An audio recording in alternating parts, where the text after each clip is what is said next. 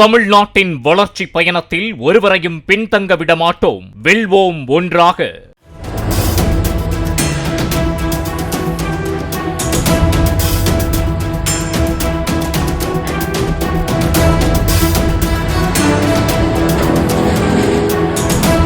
கேரள மாநிலம் கொல்லம் பத்தனாபுரம் அருகே உள்ள பிணவூர் புத்தன்காவு ஸ்ரீ மகாவிஷ்ணு கோவிலில் திருவிழா அன்னதான பந்தலுக்குள் வளர்ப்பு நாயுடன் சென்று பிரச்சனை செய்ததாக சஜீவ் தேவன் என்பவரை போலீசார் எச்சரித்து வீட்டிற்கு அனுப்பினர்.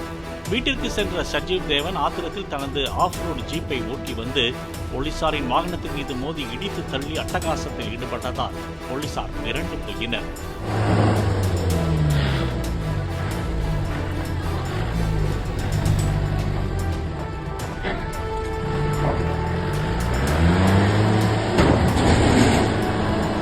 இதில் போலீஸ் வாகனம் சேதமடைந்த நிலையில் சஜீவ் தேவன் மீது வழக்கு பதிவு செய்த பத்தனாபுரம் போலீசார் அவரை கைது செய்தனர்.